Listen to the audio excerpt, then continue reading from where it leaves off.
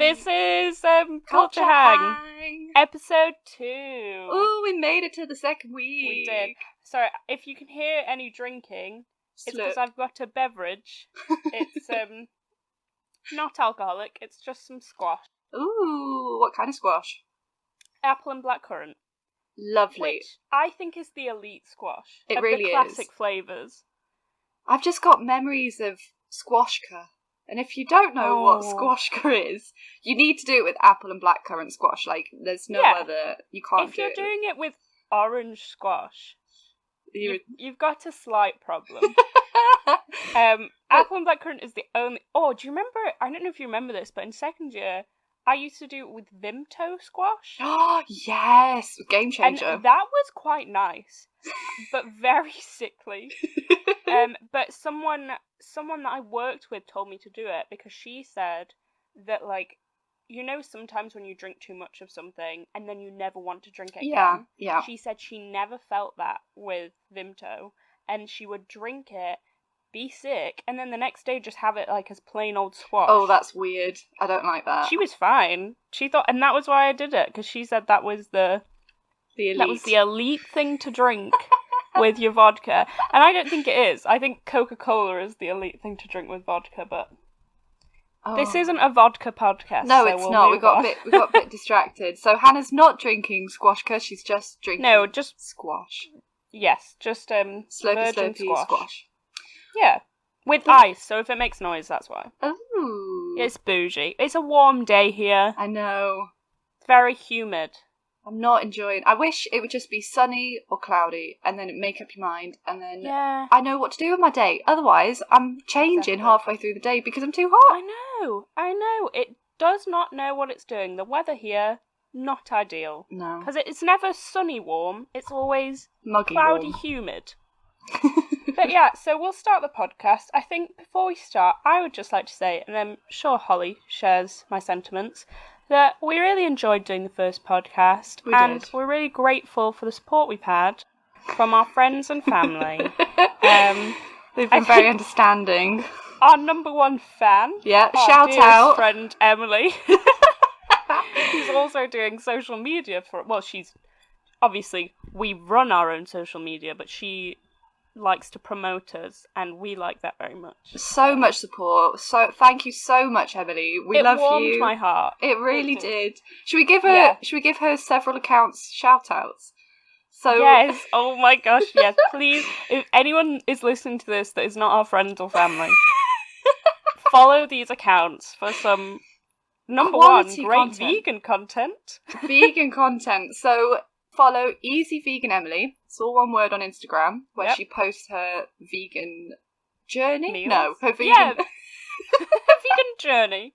Her vegan adventures, I would say. I think you're right, actually. So I would say that. There's lots of interesting content on there, and she posts really regularly, which is good if you're struggling. She does, and recently...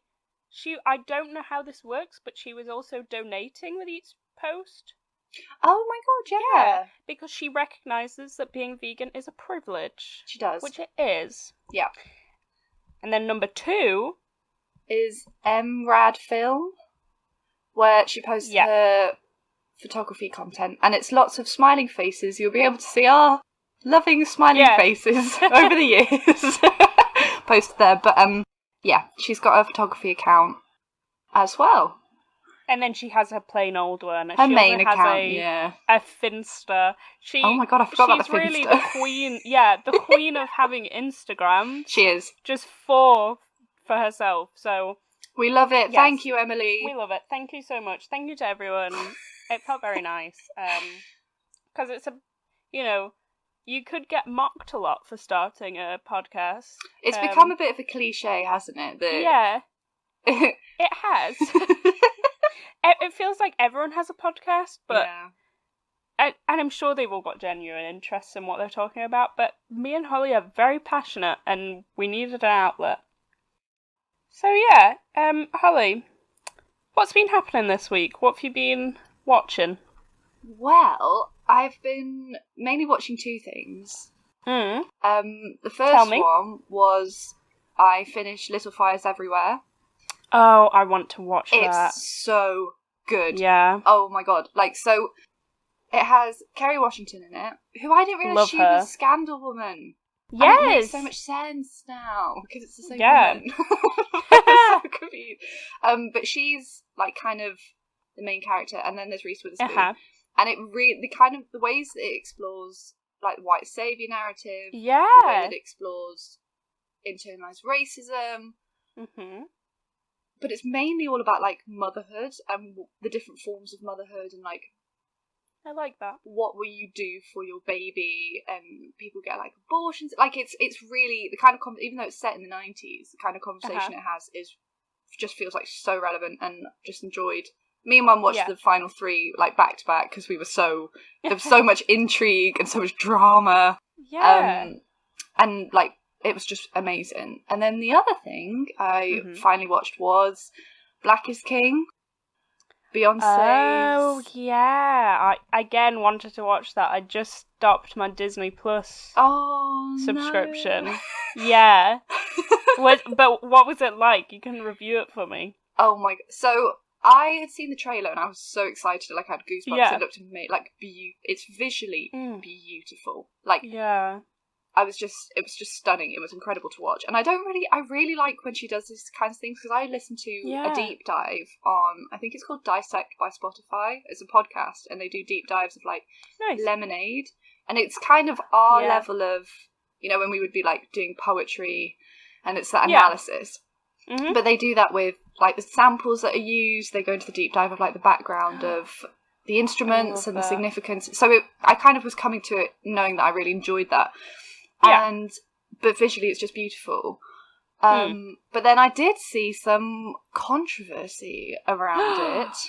Do tell. That because she used a lot of like models and rappers from like Nigeria and Cameroon, and I think she used them from 4 different African countries. But people are saying that when Beyonce tours, she doesn't tour in Africa. It's kind of like people are saying that she's like culturally appropriating a little bit. Okay. Because she doesn't tour in Africa. She doesn't. Disney Plus isn't available in Africa. So even though she's made this like, it's so Afrocentric that but people can't, like the models that were in it in their countries, they can't view the film. Yeah, that is upsetting. But then I was seeing other things of it. And I think people have more problem with the trailer. Also that it presented this kind of glorified this pre-colonization idea of Africans. So like, you know, in the desert, in huts with like white paint on the faces kind of thing. Yeah. Okay. So I was trying to take that on, and I was like, oh yeah, well you can see, but is it a cultural appropriation? And then I saw other people saying that she it's like her search for identity, and that African Americans search for their African heritage that was taken away from them through slavery, and trying to reconcile like that part of a lost ancestry with the African American. So I think there's definitely 2 sides. There's 2 sides. Yeah, also, but it sounds interesting. And like visually, it was beautiful. Like. And I was a bit stupid because I didn't realise it was inspired by The Lion King. So quite... Have you seen that? Have you seen the live action? What are your thoughts on it? I think the way I would like describe it is bland. Really? It's not that it's boring. Or is it? It's not that it's bad, and it's not good. It sort of exists in this unknown area of films that just... I watched it all and I was just like, that lacked something. There was something that wasn't there. Something missing. Donald Glover's singing voice, lovely. Lovely to hear. Like, as soon as I heard it, I was like, oh, incredible. I'm going to get their names wrong. Timon and Pumbaa. Yeah. They're good. They're good together. And there's bits that are good. But I watched it, and you know, the cast is incredible. Beyonce's in it. And it just lacked something. I recommend you watch it. Maybe it's because we're so used to growing up with the original. The animation, that was just magical. Yeah. This was weird. And maybe it's also the animals just have no emotions in their face. Oh, so was it like CGI animals. Yeah, I don't know why they called it live action. Because it might as well have just been animated. It was weird. But I was so confused when I was like, hang on a minute. When they start, I was like, this is the speech from The Lion King. Like, is she just ripping off The Lion King? Has she got permission? Is this why it's on Disney? Like, I was so confused. But I did cry at the very end when she did. I think it's a song she did for The Lion King called Spirit. Yes, but it's at the very end of the film. And she's with the gospel choir, and just the singing, I was just like, just moved me. Shivers down your back singing. Absolutely. Oh, that's beautiful. Well, you've watched some interesting and, important stuff. I kind of had to think of what to mention as the primary stuff I'd watched this week, because I watched a lot of rubbish on YouTube. I've been watching a lot of rubbish on YouTube as well. I'm trying. I felt it was pertinent that I talk about. Seeing as we haven't mentioned, but this week's podcast is on Twilight. Yes, it is. Which is something we loved as children and teens, young teens, I would say. Yeah. And what I watched this week, and I've been watching it, is something that I probably got into after I finished my Twilight obsession, and it's American Horror Story. Oh, yes! Yeah, so I thought on the, casinos were reminiscing, I would mention this, because I haven't seen the first season probably since I was 14 or 15, and what I remember at the time was it being incredible. Watching it back... Listen, I think the late season of American Horror Stories, I still enjoy watching it now. I think it's good. Well, there's certainly issues, but, I watch it. The first season, there's bits that are so cringy. Is there? Between, Evan Peters' character, Tate, famous, and, the girl. The girl. Have you seen it, Holly? I've seen, because it came out when I was on Tumblr still. Yes. And it became so normal people scare me, and so many GIFs just romanticizing their relationship. But so I never. Yes. I think I watched the first episode and got really freaked out because I'm such a scaredy cat. Yeah. But I definitely know the cultural significance of American Horror Story if you were on Tumblr in 2014 or whatever it was. And just bear in mind, I'd come out of a intense Twilight obsession where I was already obsessed with a man that is essentially a serial killer. And I went straight into another fandom, let's say, where they glorified another man that's a teenager that's a serial killer. We didn't have many options, did we, as children? At the time I was like, yeah, this is what I want. No, watching it back I was like, oh, what? And I watched it with my brother, and he'd never seen it before, and his immediate reaction was to hate Tate. Oh, really? And and I was like, I just didn't understand it, because I guess as a teenage girl I'd been so romantic, but looking back I'm like, oh my god, he is a serial murderer. I'm sorry if this is spoiling American Horror Stories for anyone, but I really doubt it is. It's been out for a long time. Exactly. Yeah. It was on Tumblr. If you don't know about it, then go watch it, I guess. But he's a serial killer. Let's just say, he's done terrible things. Was it their intention to romanticize him? I don't know. But it certainly felt like it. And there's so many plots in that show that, looking back, are problematic. For example, the second season, which I just got onto, I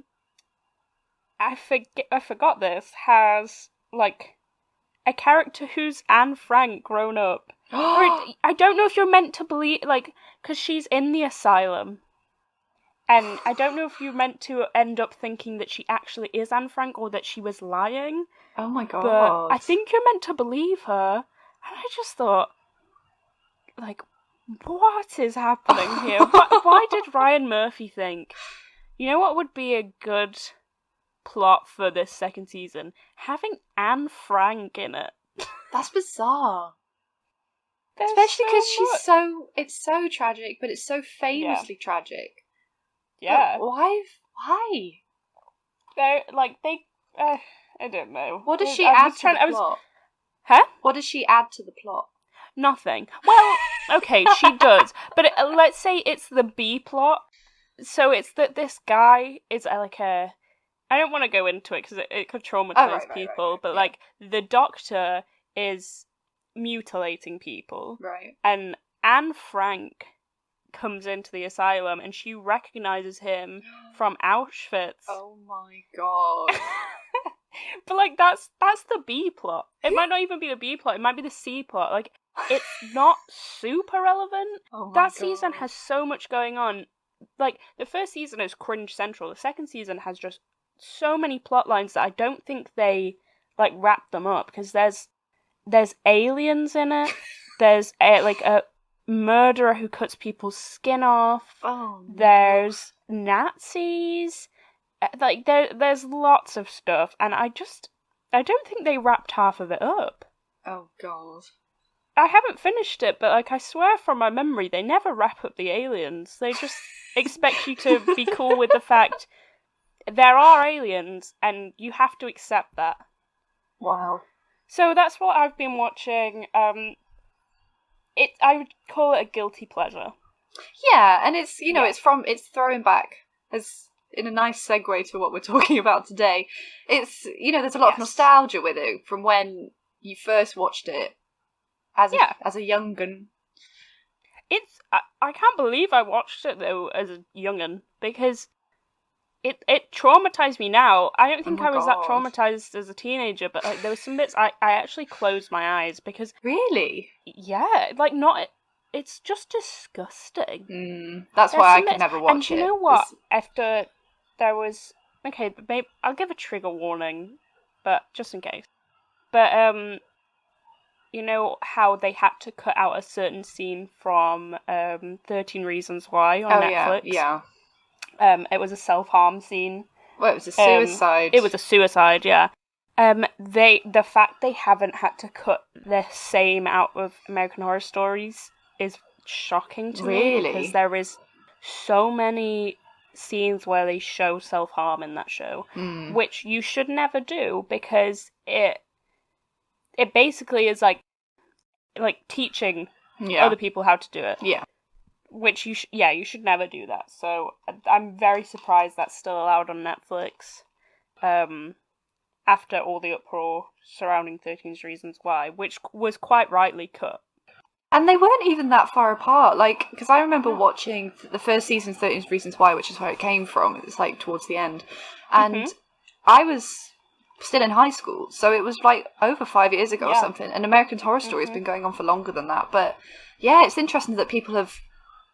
Do you think because it becomes part of the subplot, though? Do you think there's so much other gore going on in American Horror Story, whereas the other 13 Reasons Why, it was all leading up to... Well, I kind of agree with that, because part of me is okay, well, if you're saying that, then what about the skinning murders people and mutilations and stuff? Should we be showing that? And I guess maybe the problem... Well, I was going to say the problem with 13 Reasons Why is that a lot of very young people are watching it, but I say that as a 14-year-old that watched American Horror Stories. So, yeah. Okay, so moving on. Yes, to our favourite subject, I would say. Oh, I'm so happy. So, in honour of Midnight Sun being released 13 years after it was supposed to be. It's in the world. Have you read any reviews? I have. I haven't bought it. I have too. I haven't bought it. The reviews kind of made me want to buy it. Really? It was the opposite for me. I read so many reviews that were it's so long and it's so dull. I've heard the same. And I felt the same until last night I watched this girl's YouTube video. And she said that she was kind of like us and had been a fan as a teenager. And she said that if you were that, you would enjoy it, but also be able to recognise the absolute absurdity of it. And one thing that she did say that I read a lot in the reviews, which I love, is our favourite character, who I've forgotten her name, the one that Anna Kendrick plays. How have I forgotten her name? Jessica. Jessica is apparently even more bitchy in it. Really? In her thoughts? Yeah, that's what they've all said, that Edward just hears her thoughts, and apparently she's just terrible, which I love. And apparently when the girl was reading it, she was like, all I could hear was just Anna Kendrick's voice just saying all these things. Which I love. I just, we've said this before, and it's when we were watching, as we were writing our dissertations, because we were obviously far apart by that point, we would watch we'd watch a Twilight film each week to get us through, and then they had the audacity to take them off. Well, terrible. We had one more to watch. We had Breaking Dawn Part 2, which is no one's favourite film. If it's your favourite film, I think you might be a psychopath. Because but you know what? It's not the anyone's favourite film. But in the way that like people say that like you would watch a car crash. Yeah. I feel it is like just watching a car crash. You can't look away. Unfold in front, and you can't look away. And also the ending. It's so bad, but just perfect. Yeah. And it's tied up neatly with a bow, and we're all so happy about it. So we were all set. We'd watch one a week. It was the week before our dissertation was due. I hope Stephanie Meyer listens to this and realises what her publicity stunt of that countdown caused. That they took it off Netflix, where it's been for years, before... right in the hardest part of our lives, and I will never forgive her for it.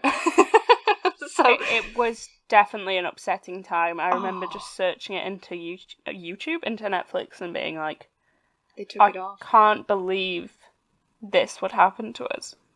When we needed it the most, it was... But it was okay, because we watched a few episodes of Arrested Development instead, but that's not the same. We were all set for 2 hours. Arrested Development is a chaotic show, and it still doesn't have the chaos of Breaking Dawn Part 2. It's remarkable. It could never compete. No. And we just needed chaos. But speaking of things that Stephanie Meyer never finished or struggled to finish, there was meant to be a sequel to The Host as well. I actually high-key love The Host. I think The Host. Every now and again I read it, and it's a fat book. It's so long. It's big. The Host, people don't give enough credit to. They really don't. Because it's good. Yes. It's good. It's I'd say it's very different from a Twilight.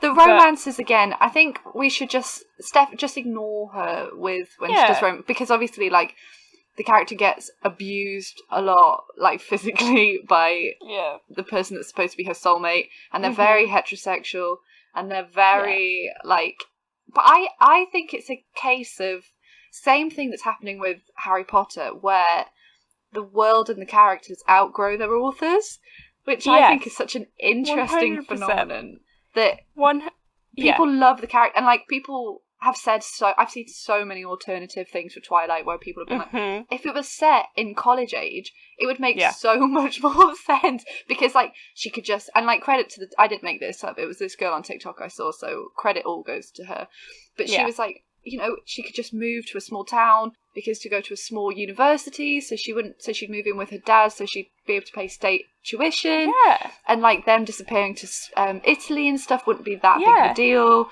It just would have made so much more sense. And like you say about characters outgrowing their authors, this is something I heard a lot of in reviews from Midnight Sun, specifically the girl I watched on YouTube. Apparently you get a lot, you know how a lot of people ship Alice and Bella? Yes. There's a lot of fuel for that fire, let's say, because apparently, along with Edward being obsessed with getting Bella as his girlfriend and whatnot, Alice is more obsessed with Bella and befriending her. Really? And at one point, Edward says the words like something like, would Bella be okay with a vampire for a girlfriend? And as much as like people, I guess, do say girlfriend, no, actually, no one says it anymore. No one says it. Just say your friend. You don't need to put girl in front of it. And so, I just think that some people will read that and be like, yeah, this is going straight into my fanfiction.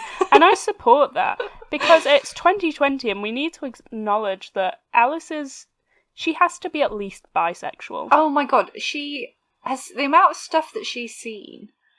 She, even like when the books were coming out, you know, you would see that gay marriage was going to be legalised in America in 2013. She would she would see everything. We don't know when the end of her visions are. So like, why wouldn't she see that having a relationship with someone that's not a man, that would be cool? Yeah. Yeah. Justice for Alice's character. Justice for the whole Cullen family, because they need it.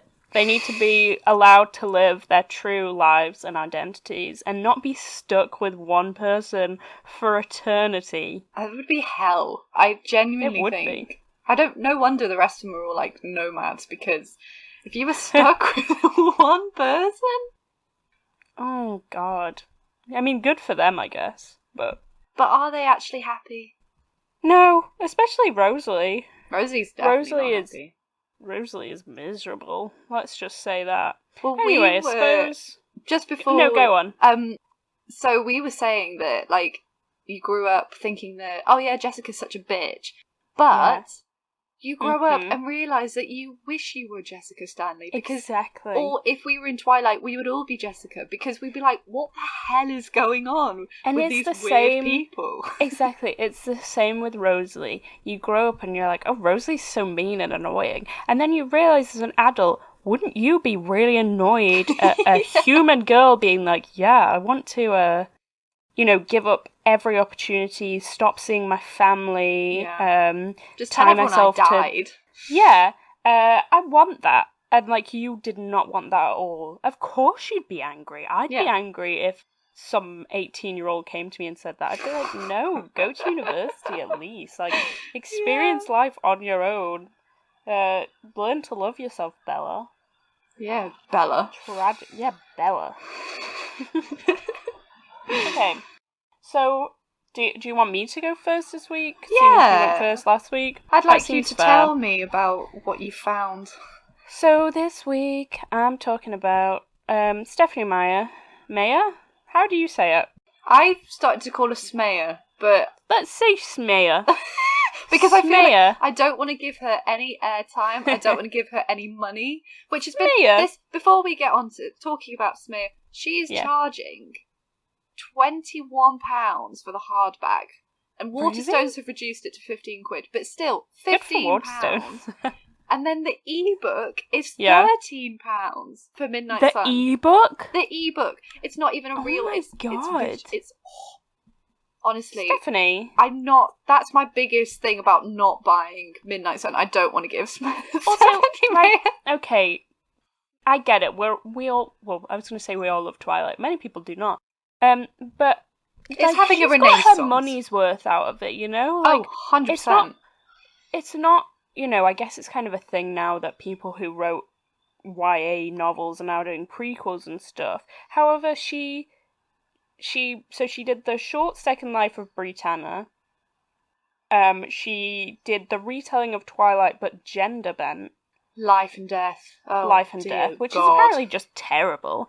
And now she's done this. I know this was in the works for a long time.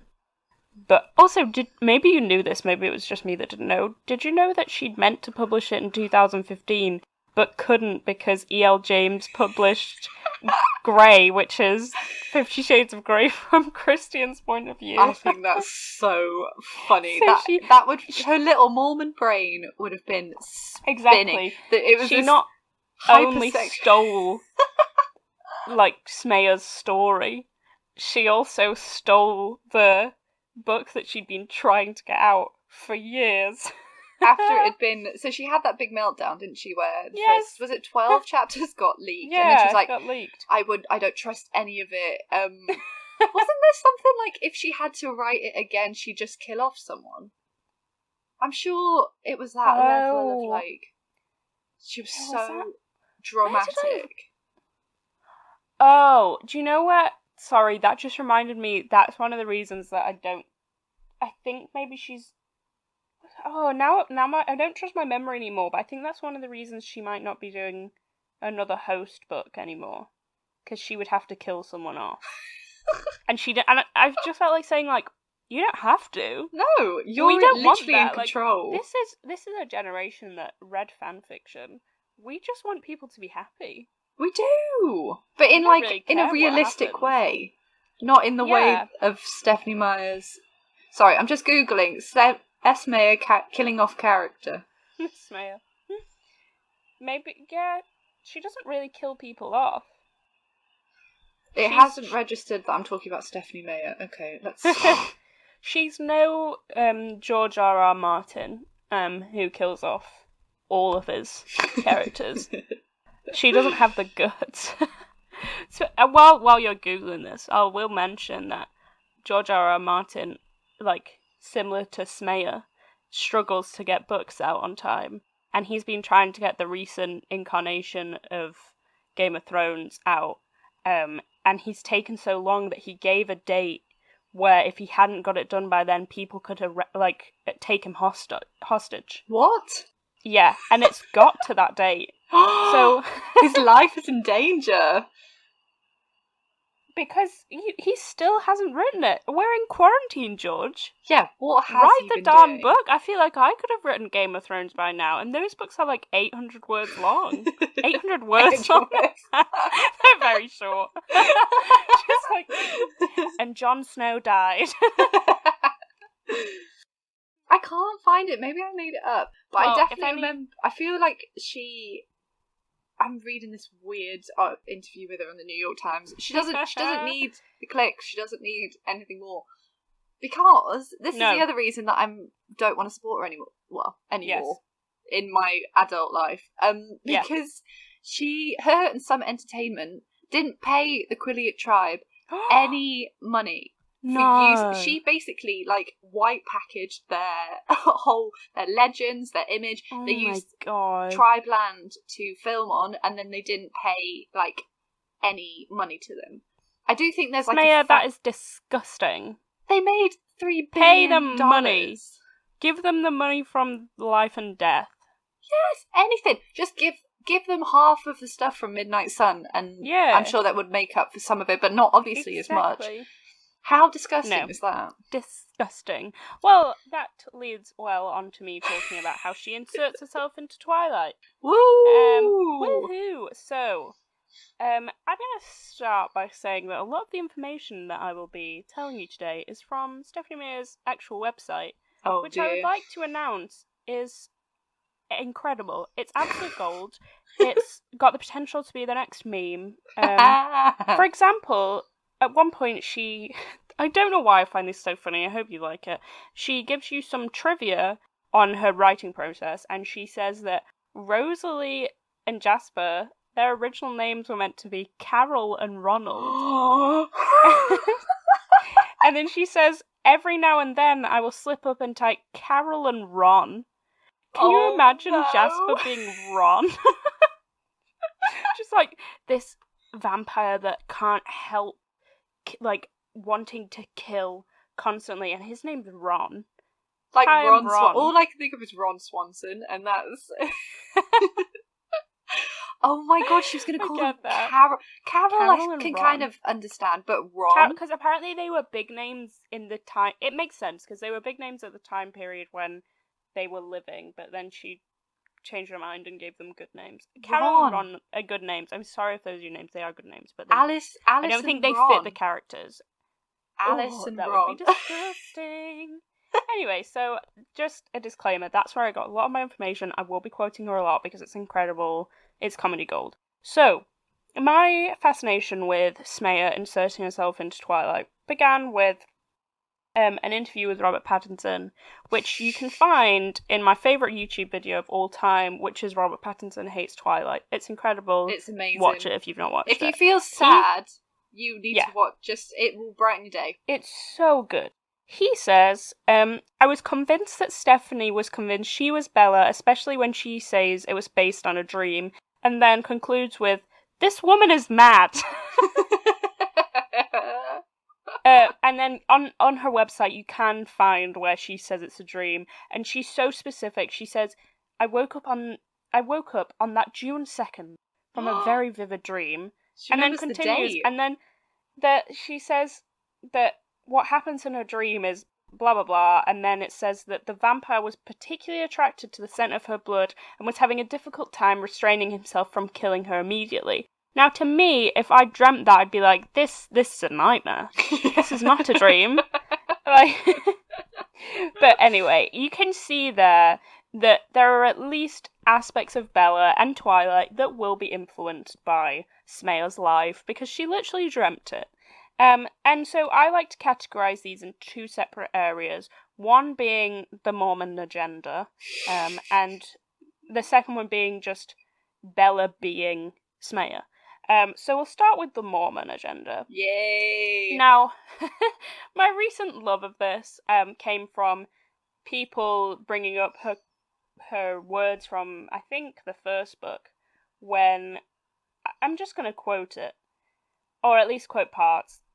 Bella's dressed in a long khaki-coloured skirt. Long in khaki is incredible already, but she pairs that with a dark blue blouse. And then her hair's being impossible, so she pulls it back into a ponytail. So just keep that image in your mind. She goes downstairs. Edward sees her and he says, "Wrong again," he murmured in my ear. "You are utterly indecent. No one should look so tempting. It's not fair." It's not fair. I didn't know that was It's not fair. He's jealous. He wants the long khaki skirt and blouse. But that's incredible, and to many people, that screams Mormonism. So, based on this, I did a bit of research into the Mormon ways and how they reflect in Twilight. And because, if you didn't know, Stephanie Meyer is a Mormon. Mormon! And the HuffPost has an article on this where they show the similarities, so I'll link that because this is kind of their stuff rather than mine. Basically they were saying Bella avoids coffee, tea, and alcohol, which is not unlike the Mormons' word of wisdom health code. Apparently don't allow that. Then they were saying tea. Why do Mormons tea and coffee? And apparently they also said that she discourages Charlie from having too much meat, which is also in the Mormons' health code. Mad. Which is strange to me, but I guess, good for them. I'm sure they're healthy. Seems a bit odd, but cool. And then they said about how Bella frequently cooks and cleans, especially for Charlie, and she takes up the role of the traditional Mormon roles for women. That's what they like. And then the next two are I think are very crucial to Twilight as a story. So apparently a crucial Mormon belief is that humans can become divine, and this is reflected in the book with humans becoming vampires, because she describes Edward as godlike and inhumanly beautiful, which kind of reflects that idea of humans becoming divine, blah blah blah. And then the final one is that Mormons teach about being married for eternity, being sealed together, which obviously is demonstrated by the fact that they're vampires, they're literally together for eternity. And obviously the obvious ones, like no sex before marriage, that sort of stuff. Obviously that sort of has religious undertones. But yeah, so to me, I can see that it's very influenced by her Mormon ways. And that's okay. But we have to probably acknowledge that Edward's got big Mormon vibes. He really does. Like the whole purity and But just thinking about, I saw when I was reading stuff last night, there's actually a whole host of academic essays that have been compiled about Twilight, which I didn't know that. No, I didn't know either. I can't remember what it's called, but I'll try and find it and link it because I'm so tempted to buy it. But there's one where this academic has gone through it and about Mormonism, and apparently Carlisle, because his whole life is like around the same time as Mormonism.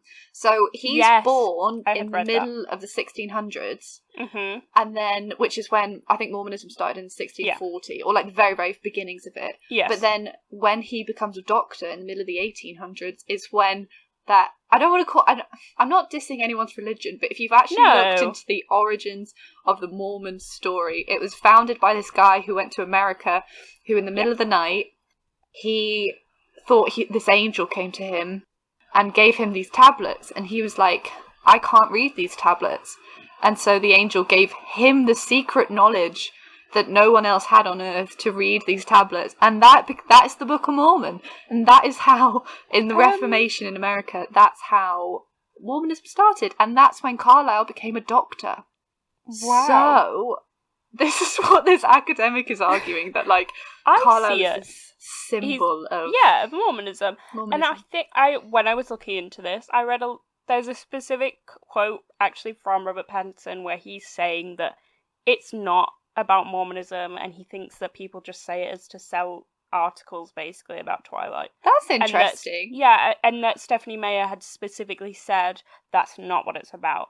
But I think maybe more recently I haven't seen any evidence of this, but surely she has to admit that there's big Mormon themes in it. Which I understand, because if you were brought up, I don't even know if she was brought up Mormon, but if your religion's a big part of your life, it's probably going to find ways into your work, especially if it's quite like there's a lot of principles in Mormonism that you have to follow. That seems like she would probably bring it in. It's just maybe because she's not mentioned that, a lot of the book just comes across quite sexist, let's say. I think especially if you're seeing it as Bella doing a lot of the cooking and cleaning and she's taking a traditional role, and incredible mother at the end, like the self-sacrificing. Literally no abortion, even though the child's killing her, and will give up her life for the child. And if you do that, brilliant, but that shouldn't probably be represented as the only way. And honestly, when I did ethics at A-level, throwback, you do abortion, and one of the things that you have to consider is, if you're going to die, should it be allowed, should abortion be allowed? Yes. Even if you are very religious. Absolutely. Yeah. So you can certainly see those themes in the book, but let's just say Edward is up for the abortion, so... Yeah, and people say that he's a consent king when he comes after Jacob for assaulting Bella. I was gonna say that he's, pro-choice then, but I guess if he's... I don't know that he is, I think he just... Pro-abortion is only... because he's just, it's not that he's pro-choice because he doesn't want to give her a choice, he's just you're being ridiculous, this baby is killing you. Which, honestly... He was right, but moving on.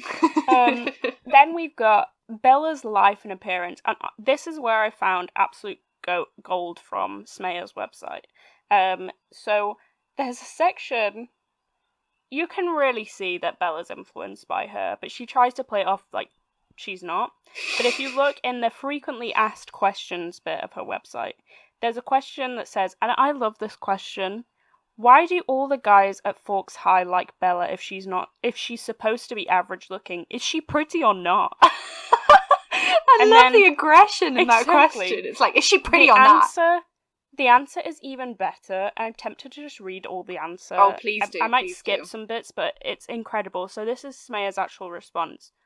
Some parts of Bella's experience are modelled after real life. Brackets, my real life to be exact. Who else's real life would it be? I know. In order to ground the fantasy aspect of the story in solid reality, which I guess that makes sense. And then she says, ironically, many of the details that are 100% reality are the ones that are called into question the most, bracket, as illustrated by some of my angry Amazon reviews. She reads her Amazon reviews. I know. Oh, that makes me so happy. I don't know for certain, but I think all these Q&As are from just before New Moon was published, so like they're old. Oh my god, that's 2005. Yeah. I might be wrong, but she often mentions, like, it's definitely before the movie's been made, because like there's a question asking if they can get cast in the movie. Oh. And so, yeah. In this particular case, I modelled Bella's move to Forks after my real life move from high school to college. And then brackets, personal story alert. Oh my god. So basically she talks about how she went to high school in Scottsdale, Arizona, which she says is Arizona's version of Beverly Hills, brackets, picture the high school in the movie Clueless. And then, some of her wording's just incredible. In high school, I was a mousy A-track wallflower. I had a lot of incredible girlfriends, which I don't know what her obsession is with saying girlfriends, but that's carry weird. on, I guess. But I wasn't, this bit's incredible, I wasn't much sought after by the Y chromosomes, if you know what I mean. Why would you phrase it that way? Y chromosomes! If you know what I mean. Then I went to college in Provo, I think that's how you say it, Utah. Let me tell you, my stock went through the roof. Why does she phrase stuff this way? And then she says, see, beauty is a lot more subjective than you think. In Scottsdale, surrounded by Barbies, I was about a 5. In Provo, surrounded by normal people, I was like an 8. I had dates every weekend with a lot of really pretty and intelligent boys. This bit's incredible. Some of whose names end up in my books. So, yeah. It was quite confusing at first because I knew there was nothing different about me. But I just think that's an incredible quote. So basically, she's a Utah 8, but a Scottsdale 5. Which is essentially what Bella... Yeah. That's exactly the mentality. That is exactly what she is. And also, I like the implication that, like, Bella's not that attractive, but Edward's just not seen a lot of different women, because of course he has. He's been all over the place. So I just love that, but clearly you can see from that bits of Bella's life are based on her life, and the fact that some of the people in her books are named after boys she went on dates with. That's so creepy. It's wild to me, because imagine if you randomly went on a date with this girl like years ago, and then Twilight becomes a massive thing. Your like teenage daughter's reading it, and she like mentions a name, and you're like, hang on. Do you think that's like Mike and Eric? Yeah, it's gonna be Mike and Eric, because it's not gonna be like Edward. Jasper. So obviously you can tell from that bits of Bella are based off her life, but she doesn't specifically say that she envisions herself as Bella. But I think you kind of get this from the next question. Oh, amazing. So they question what Bella looks like. And so she starts by saying, I left out a detailed description of Bella in the book so that the reader could more easily step into her shoes. So I'm going to talk about that a bit later, but I think that's really interesting. So she then says, if you want to know, this is how I picture Bella, but the looks are open to interpretation, essentially. So I'm just going to read this word for word. This is how she imagines Bella. And try and picture SMeyer in your head as I read this. Because it gets, like, to start with, you're like, okay, that could be any girl, but it gets oddly specific. In my head, Bella is very fair-skinned with long, straight, dark brown hair and chocolate brown eyes. Fine, that could be anyone, right? There's lots of fair-skinned girls with brown hair. Her face is heart-shaped, a wide forehead with a widow's peak, large, wide-spaced eyes, prominent cheekbones, and then a thin nose and a narrow jaw with a pointed chin. Her lips are a little out of proportion, a bit too full for her jawline. Her eyebrows are darker than her hair and more straight than they are arched. She's 5'4" tall, slender, but not at all muscular, and weighs about 115 pounds. And then this bit's so specific. She has stubby fingernails because she has a nervous habit of biting them. What? To go from... that is ridiculous. That is like she sat down in front of a mirror and she's gone, how do I romanticize? And it's all like, oh, it's all so vague and I don't know what Bella looks like. You're lying! Exactly. So if you don't know what Stephanie Meyer looks like, it's kind of exactly that It's description. exactly that description. She's fair skinned, she has dark brown hair, brown eyes, she has a heart-shaped face, she has a wide forehead, she has a widow's peak. She has all and the bit that's so specific that people point out a lot is that her lips are a little out of proportion, a bit too full for her jawline, because that is exactly Stephanie Meyer. I don't know why. Like, she must have known she was describing herself. That's so specific. And then, so for me, to begin with, yeah, you get it. It's definitely just a description of SMeyer. However, here's the alternative view that I kind of like, but also think isn't true at all. The bit where she says at the beginning about wanting people to just place themselves in Bella's shoes, I think makes sense, considering Bella has little to no personality in these books. Yeah. She's very easy to just take over, put yourself in her shoes, imagine that you're her. And I think that's what Stephanie Meyer's done. She's just, even though she wrote it, she's just picturing herself as Bella. And I think that's what a lot of teenage girls did when they read it. They were just like, I'm Bella. And I think that's why it's so successful, because it felt 100%. Very nice to be Bella and have this adoring man who was really courteous and all these lovely things, just be looking out for you all the time. So I think there is something to say that maybe Bella is bland and nondescript so that you can insert yourself into the story, and that's why it's successful. And maybe that's why it doesn't always translate well into the movie, because you can't really put yourself in her shoes there as well as you can in the book. Because it's a physical person, and it's in the books are in first-person narrative as well, so it's very easy. It's easy to do. I think that's really interesting, because I didn't know she did that on purpose. I didn't know that she purposely left her quite bland. But I do have a confession. I started having a middle parting because of Bella. God. No. And I learned how to raise my eyebrow because Bella raised her eyebrow so many times. But doesn't that show that, like you, I'm sure a bunch of teenage girls did stuff like that? Because I didn't do it specifically with Twilight, but I definitely know I did it with other books where I would take up parts of their personality. Because for example, this is kind of bad, but when I would read books, a lot of the love interests, generally that were male, were described as like having a lopsided smile. Yes, and I was so fascinated with that idea that I taught myself how to do it. And now, most of the time, my smile is just lopsided. It just got used to it. I can't really smile properly, especially if I smile while I'm talking. It's lopsided. So it kind of shows that teenage girls did put themselves in Bella's shoes and think, I am this person, this is me, this is why I love it. Okay, so the last thing I'll say is kind of against this statement, though.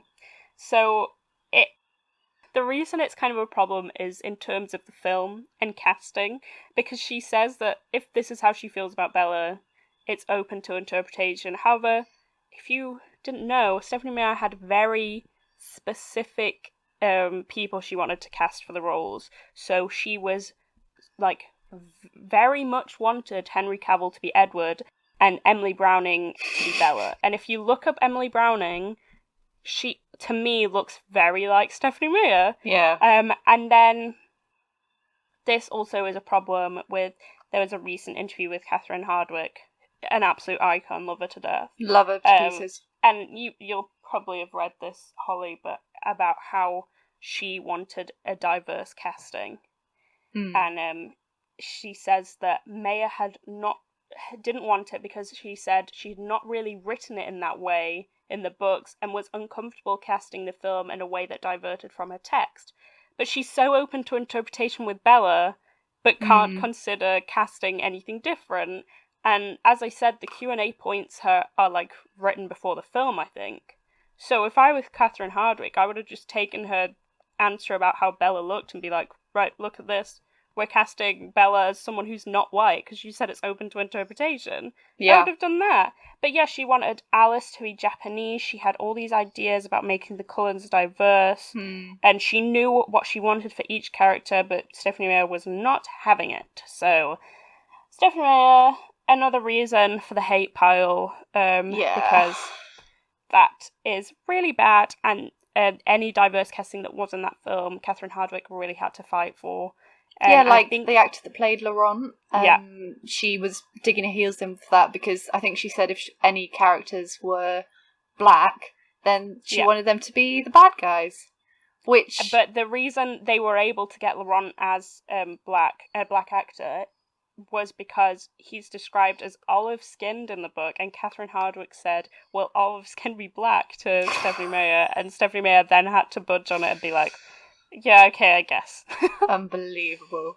But yeah, I think then that shows that even though she said that Bella's looks were up to interpretation, she knew exactly what she wanted. Oh, fully. And I think also, I think Catherine Hardwicke says that Stephanie Meyer knew what she wanted for each character, and she looked at them as if they were kind of her friends or her family. She knew what each person would look like, and so there was no budging. She'd envisioned a ton of white people, and there was no changing that. So yeah, that's all I have to say about Meyer inserting herself. I definitely think she did it. I don't think she was aware she was doing it, but it's 100%. there. I think any author inserts themselves somewhat into a book, but I think she just liked the idea of a sexy vampire coming and sweeping her off her feet, and loving her for doing absolutely nothing. It makes me wonder about her marriage. It really does, because she is married and she has children. But are they all just living this Mormon life, or are they? Oh, I think so. Yeah, but is she happy? I don't know, because also I really recommend people go to her website, because she explains how she wrote Twilight while her children were babies, basically, and one of them just wouldn't sleep at night, so she was writing bits while they were awake and stuff. And so was she just this unhappy mother who was oh god, the child won't stop screaming, my husband's doing nothing, and then she has a dream of this lovely vampire man, and she doesn't think, oh, it's a bit creepy that he wants to kill me. She's like, romance. At last, romance. It proves he cares. Oh god. maybe her and her husband are into some wild stuff. Well, you do know that E.L. James and her husband did everything in the 50 Shades of Grey books. I did not know that. Yeah. Oh my god, I didn't know that. I know this is bad, and because I don't like 50 Shades of Grey, it's very problematic text, but I kind of have more respect for E.L. James. I don't know why. I think it's maybe the idea that she just took someone else's book and put some wild stuff into it and made a bunch of money off it. And she just seems to not be embarrassed about any of it. So I have a bit more respect for her. And it's like that thing that if 9/11 didn't happen, then we wouldn't have Twilight and 50 Shades of Grey. That is an incredible link. And I'm so happy. I keep telling people about that now, because you sent it to me, and now I've just not got over it. Anyway, tell me about what you're going to say, Holly. What I'm going to say? Tell me more. So, I was thinking about... my notes have got one bullet point, which is Twilight without 9/11, which we just covered. That was nice. You sounded like a train. I'm trying to think of where to start. I was thinking about, why... retrospectively, why did I enjoy Twilight so much? Why was I taken so much by it? So I think it's because of the unobtainable romance, but also I think that it was I lived in a very small town, and I'm back in this very small town, and it's got its ups and downs. But when I was growing up, it was oh, everyone doesn't understand me. Yeah. I'm not like everyone else. All that kind of stuff you go through if you live in a small town. And it was there was this really exciting underworld in this small town. Yeah. That she became a part of. And it was this is so interesting. There's all this possibility and there's all this other stuff going on that the rest of the normies just don't know about. I get that fully, because I had a similar experience, and I remember just thinking to myself when I was reading them that I couldn't comprehend that these vampires couldn't be real. I knew they weren't logically, but I was I feel very unhappy that they're not real. And now obviously I'm I'm glad they're not real. They're scary. But at the time I was oh, I need Edward to be real. I can't cope with the idea that he's not. So I get that. Yeah, I just think, like, I think that's why I was so taken with it. And I remember, so I came to it, yeah, I was thinking we could talk about, like, at what point did we come into the fandom? Because I wasn't there from, like, the very beginning, because obviously 2005, we were 7. I was 7 at the end of that year, so, like, we were quite young. Wait, you were 7? You were 7? I was 7 when it came out? As a film? No, not as a film, as a book. Oh, I was the first book. I didn't think I was that young. Yeah. What year, do you know what year the film came out? Was it 2008? I think it was, yes. Yeah, first so film I came was out. 10? So yeah, we were quite young. So I remember seeing Twilight, and it was the gross end bit with James at a year 6 sleepover. And Lovely. I was like, it had just been on, hadn't been paying attention, but then at the end I was like, what is this film?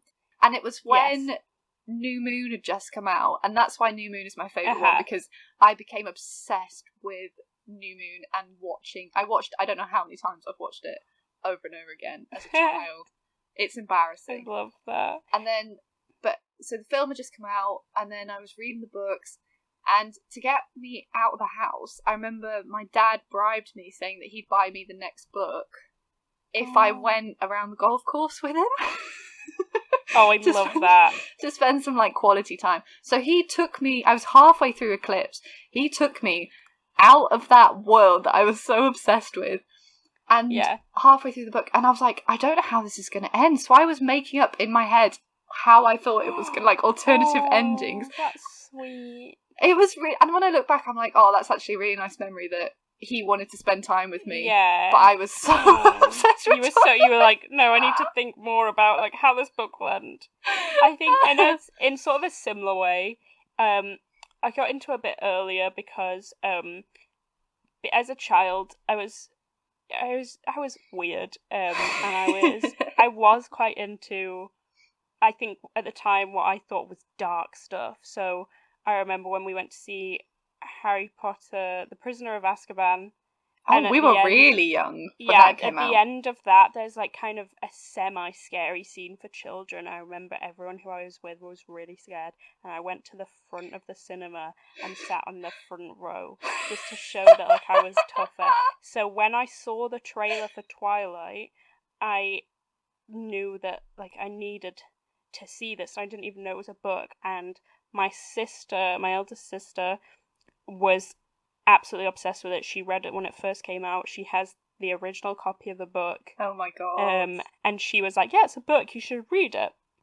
And then I became even more obsessed when someone at school, like, this boy said he'd gone to see it and he fainted because there was so much blood. I don't think it's real, but he said he did. And I was like, oh my god, I need to see this. This sounds so cool. So I read the book sometime after that, and then I'd read them all, and I remember I got to year 6, and my mum wouldn't let me read Breaking Dawn because she knew that there was some saucy scenes in it. And then I remember that Christmas my sisters bought me the last book for Christmas, and I was like, yeah. And I, you know, when you read to teachers when you're younger, and it was like a time where we had to read, like, the books we were reading at home, and I had to change the book I was reading. Oh my god. You couldn't it'd be so embarrassing if I was, like, reading to the teacher, like, and then Edward did this. So yeah, I get that. There was a lot of eagerness to read the next books. There's an incredible picture of you. I think it's... Oh my gosh, yes! Like, you are looking, like, angry at the camera reading. You're so young as well. Like, if you'd be like, oh, you're just a little baby, but she's there reading the hardback of Breaking Dawn. I've still got it. It's broken, and I carried it around so much when I was in high school. Like, maybe, like, the first years of high school, I remember I was walking, like, past where the boys played football, and one of them shouted, "Why is that girl carrying the Bible?" And I was like, in my head, I just remember thinking something really snarky that was like, "It is my Bible." Oh my god. Sorry to interrupt, but I had to. I fully understand where you're coming from with the absolute obsession and eagerness to read the next one, because it wasn't. Really was. Now we're older, we can read books as much as we want, but as a child, sometimes you had to save up. You really did. And I think it definitely was the start of that. Because I remember I would read YA. I think my whole teenage years, probably older than I should have been. But I was still reading just YA. And then I went on to do English Lit, and I'm like, oh, okay. You need to stop reading. I wish there was a degree that was in young adult fiction. It makes me happy, and it's easy to read. Yeah. And sometimes it's like that escapist thing, which makes me want, because, with the whole madness going on in the world, I was like, oh, maybe I should pick it up again. But I think... I had the similar thought, but I think it might not be the same. Might not be the same. Yeah. Maybe I actually don't have the book of Twilight and New Moon anymore. I just have Eclipse and Breaking Dawn. Do you not? What happened to them? I don't know what happened to them. I have no idea. I looked through all my books and I've only got Eclipse and Breaking Dawn. Oh my god. Where did they go? Were they confiscated?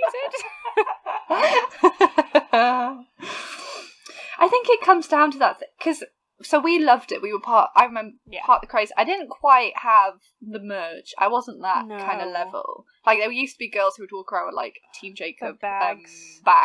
Like the crossbody accessories. Yes. The only thing I had was, you remember those, like, snap bracelets? Oh, yeah. I think I still have it, and it says, I like boys who sparkle. I had sparkly body wash. Oh my god. I bet it, like, wreaked havoc to your skin. Oh, but you're like, I've got to sparkle. It was so bad. I'm a vampire. I just wanted to sparkle. I would have just got loads of eczema, but then been like, but I'm sparkly.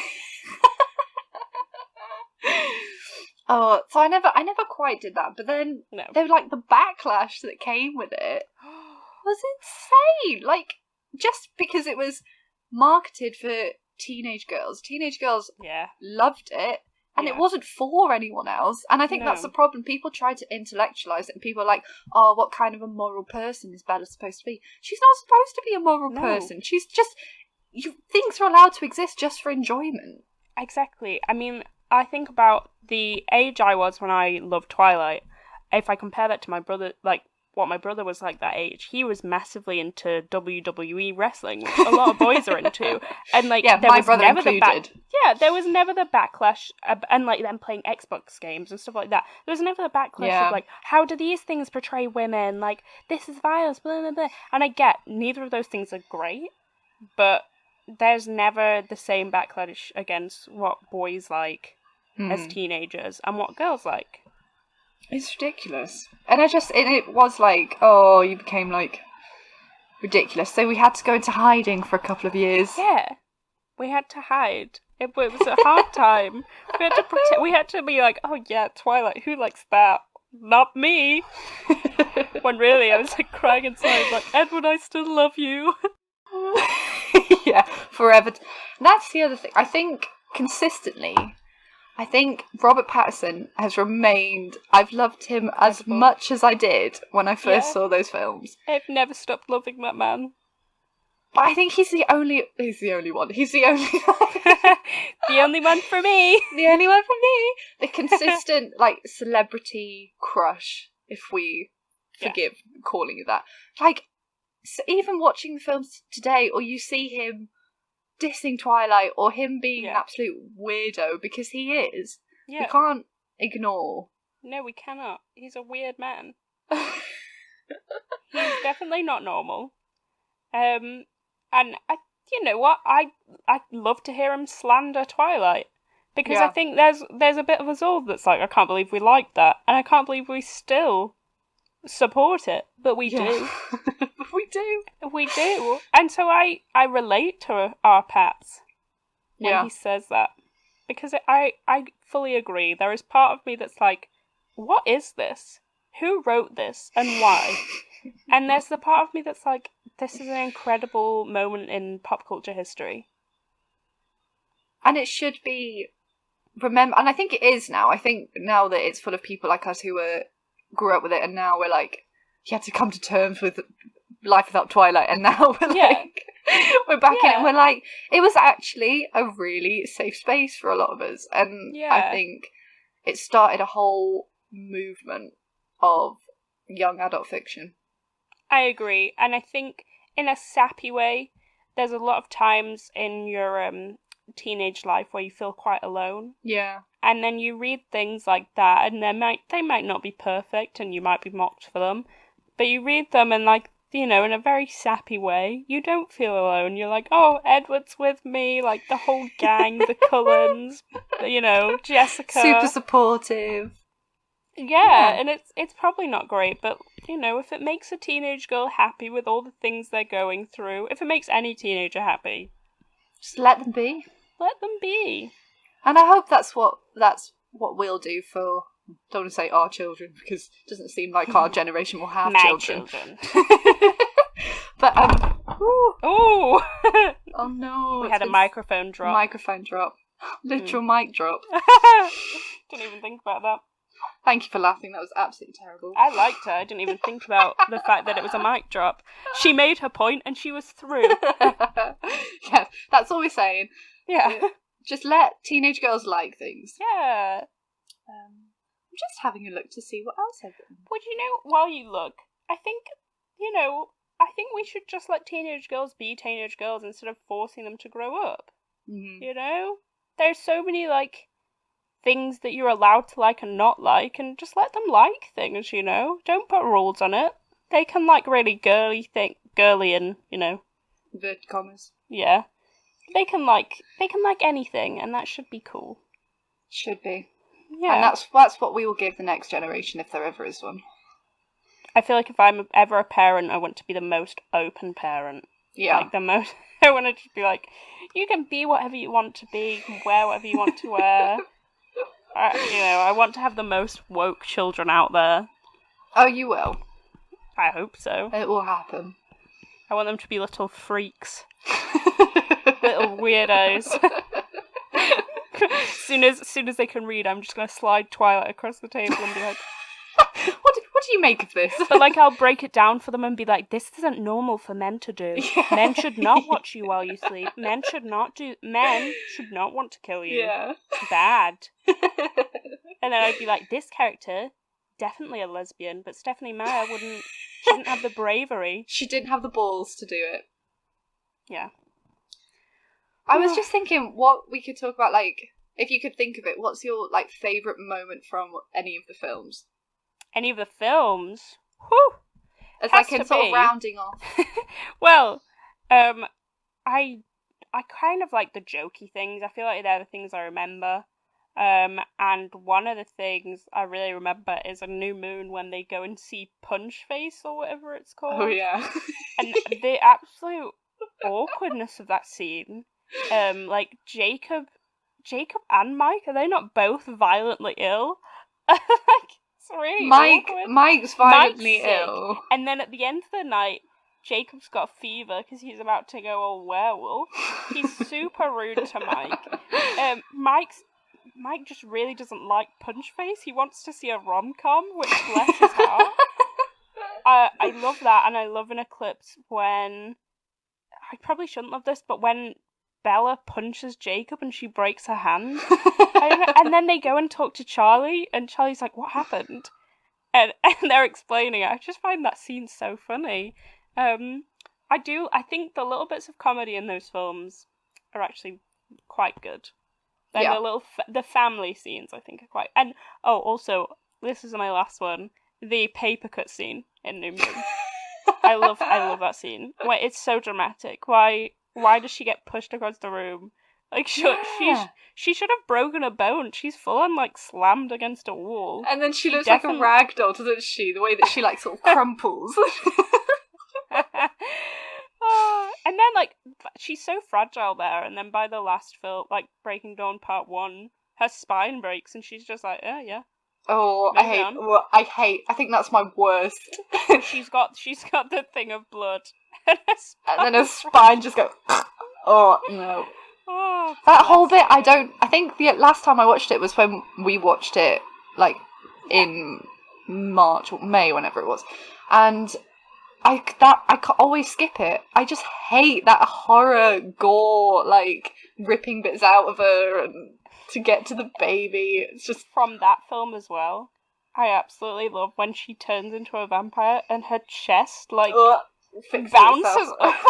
It's And like suddenly she's got fake eyelashes, and it's like, I didn't know becoming a vampire meant like you'd get a full-on makeover, lashes, like when teenage girls go to like the MAC counter at like malls, and they get their makeup done for the first time. That's what happened to Bella when she turned to a vampire. She got a glow up, yeah. Yeah, but like clearly wearing makeup. Like Alice went in and was like, she looks pasty. Anyway, what's your favourite bits? I think the bit where, I mean, they're pretty much all from New Moon, aren't they? Because I'm ridiculous. And I'm the only one that likes New Moon. New Moon is good. New Moon and Eclipse are the best films and books, I think. I think they are. Well, no, okay. In terms of an actually good film, Twilight's the best film. Twilight is the best film. Catherine Hardwicke has my heart. She did a great job. And she should have been used for all those films, but sorry to interrupt again, but the only reason that she thinks she was cast because, and I think it's true, they didn't expect Twilight to be successful. No. So they cast her, let her have her little indie moment, and then as soon as that made a lot of money, they were like, we'll give it to like a big blockbuster movie guy. And they were just like, yeah, we're done with you. We don't need you anymore. And if she'd directed all the films, it would have been or at least New Moon, imagine if she'd directed New Moon with all the Romeo and Juliet themes. Oh, it would have been beautiful. Sorry. Go on. I was just going to say, she only had 44 days to shoot Twilight. And they had a tiny budget of $37 million. That's a lot of money still, but in comparison to what it became. Yeah. And then they offered her New Moon, but on a very small time scale. And again, same budget. And she was like, I can't do it. Yeah. So that's why Chris White's she was saying as well that I think they like painted her in quite a negative light as well. And yeah. But we love her. Anyway, your favourite moments from New Moon? Maybe Eclipse? I think I love when she's just jumped off the cliff in New Moon and she's in the water and then she like floats past Edward and it's that really dramatic song. Oh, yeah. I just think I love the colour scale of New Moon because it's all like the browns and the greens, and I think that's what really resonated with me. Browns and greens. Also, I really like where Laurent finds her in the meadow and she's being all really dramatic, and then it's like, oh, you're gonna die. And then the wolves come. New Moon is a great film. Thank you. Thanks for giving me that. I have no hate for you enjoying it. I remember seeing the trailer for the first time and seeing Jacob with his short hair and being like, hello. Now there is another man. I will never else to consider. I can never be Team Jacob. I don't know what it is. I could never be Team Jacob because like, when I look back on it now, I think when I read it, he seemed very young to me, but looking back, he is 16. Oh my god. Which... the fact he was a 16-year-old boy, I was not getting the same 16-year-old boys that Ella was. Ella? Ella? Bella. Ella? You know Ella? That'll be me when I write my, 50 Shades version of Twilight, but, instead of making it, more wild, I'm gonna make it more, conservative. Put Bella in more clothes. Put her in more khaki. Oh, she's gonna wear a jumper over the top of that blouse because it's make too her saucy. Indecent. But yeah, there is nothing I enjoy more than a Twilight conversation. Oh, yeah. Any young adult, because after Twilight, You Bet It was the Hunger Games. Oh, which was a stark change because it actually had some social meaning. Commentary. Yeah, it's a comment. It's a comment on war and society, and especially because it's how we bring up children in this world. It's a beautiful commentary, but we really went from Twilight to that. I know, especially because that's been used on TikTok, especially the "You Burn With Us." From Catching Fire? It's from from the last one. I think it's Mockingjay. Mockingjay. That was used for the protests. That's insane. It's incredible. I think it's really... I tried to read Catching Fire recently, and it definitely wasn't the same as when I read it when I was younger, but I think it's really important that teenagers read that sort of book. Yeah. And I hope that The Hunger Games is taught in schools in future, because it's easy to read, but it's very important to the world as a place right now. It's very relevant. Yeah, and kind of showing capitalism. Because we feel very close to it. I think especially when you see, like, the outlandish things that celebrity culture wears and stuff, and you're like, you would see that on The Hunger Games. Exactly. Where's the joke, Kenny? Like, where's the line? Yeah, and, like, I feel like when I first read The Hunger Games, I was like, oh, wow, this is so different from my world. No, not anymore. It's just a wild version of, like, a reality show. Yeah. And think about all the, like, deaths that reality shows have caused now. Mm. And, before we finish, have you got any, pop culture moments from this week that you've been invested in? I really dislike that I've been invested in it, but I have been invested in the Jake Paul gun seizure situation. Yes. I'm so confused, and also, but like really excited to see what happens next. Yeah, same. It's been on my peripheral. It's not so been the main saw that thing. he had been, they'd searched his house, right? Yeah. They searched his house and all that, and honestly, kind of deserved, because, he's not a good there was person. a big, like, civil rights movement going on, and he was like, I'm just going to loot some places. When he, that was not his place. He does not need to loot anywhere. No, I think he looted vodka. Like, it genuinely... Oh my god. He looted vodka and then was filming the looting, or what was going on, but he wasn't part of the protest. It was like... Oh, that's even worse. I didn't even... in my head, I think I'd been like, well, hopefully he was part of the protest, but... Nope. I should have thought differently. The one thing that I've been into this week, which I think that you'll find interesting, it came out 2 weeks ago, and it's not specifically about something that's happening right now, but it's a recent criticism.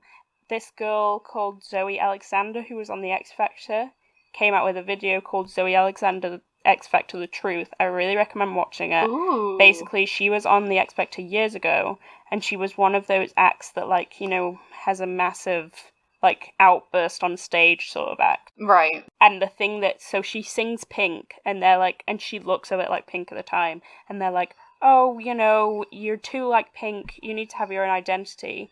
So she sings a different song. And they're like, no, this is bad. They stop her. And she's like, but you told me to sing Pink. And they're like, we didn't tell you to sing anything. She has, like, a massive burst of anger. Yeah, meltdown. Her dad comes on. All this stuff happens. In this video that she's put up, she basically outlines how they fully led this to happen. They did make her sing Pink. She has, like, emails that essentially prove it. She didn't want to sing Pink at all. They asked her about Pink all day. They made her turn up at 6 a.m, but she was not needed until much later on. And she thinks it was like they did all this stuff. So then by the time it was her audition, she was like at the end of her tether. Yeah. And I really recommend watching it, because it shows how set up these shows are and how negative they are to people's mental health. God, that's so manipulative. Yeah. And she said then after that she had, like, she said that at the end of the show she would, like, they stopped filming her, she was on the floor crying, and she was like, I want to die, because she knew that everyone was going to see that she had the worst day of her life, and then she's going to do a part 2 and, like, sort of deal with what the like weeks after that were like and how horrible that was. But that is how negative some reality TV can be. I imagine most reality TV is, with the way they set people up to look like villains and then make them deal with the outcome of that. God, that's awful. Yeah, so that's something I've been really invested in this week, and I think there'll be more stuff that comes out alongside that, especially... I think there's lots of stuff about One Direction and stuff, people like that having bad experiences with Simon Cowell and stuff like that. So yeah, he's definitely an evil man. I definitely think he is an evil man, Holly. I don't think he is a good man. I don't think he is. And that surgery he had recently, whatever it was. Oh, God. He looks strange. Sorry, Simon. Sorry, Simon, but you don't look well. He doesn't look well. He does not. Another man that we should talk about when we talk about plastic surgery. Men and plastic surgery. Botched. But yeah. Well, this has been a lovely chat about Twilight. I've loved it. It's been incredible time. I would talk about it. Honestly, this could have lasted 3 hours, and I'm very impressed that we managed to not make it last that long. Yeah, well done us. Because it's another thing where we care a lot about it. Yeah. Does anyone else? Let's find so. out. Yeah.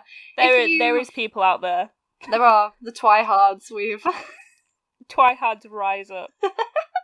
You're right, though, because I think there was a distinction between the people that had read the books and were obsessed kind of quietly, and the people who went to Claire's Accessories and got the t-shirts, the bag, and no hate to any of them. Oh, no hate. If you were either of them, this is the space. This is a safe space. Yeah, the people I kind of think were a bit bad were the, like, Twilight parents, the mums that were really into it. I don't like that. Because Jacob was a teenager. He was 14 in the books. I forgot about that. I didn't enjoy that. But yeah, lovely chat once again. Thanks for listening, anyone who listened. Yes, and if you would like, please follow us on Twitter here we go. and Instagram. On Twitter, we've managed to get Culture Hang, which is incredible. I know. I was very surprised by that, but apparently people don't want that name. And on Instagram, we are Culture Hang Podcast. And someone we're on TikTok as well. If you're a youth person, we're on TikTok, or an older person who enjoys TikTok, like we are. I can't remember the name, but I think it's at Culture Hang Podcast again. Yeah. So basically, most of the social medias, we're on them. But yes, if you have watched us by any chance, please let us know. We'd love to hear your thoughts. Suggest we're not things just you'd screaming like to hear into us the rant void. about. So yeah. Okay. Thanks, Holly. See you next week. This has been Holly. This has been Hannah. And we'll see you next week with Culture Hang. Bye.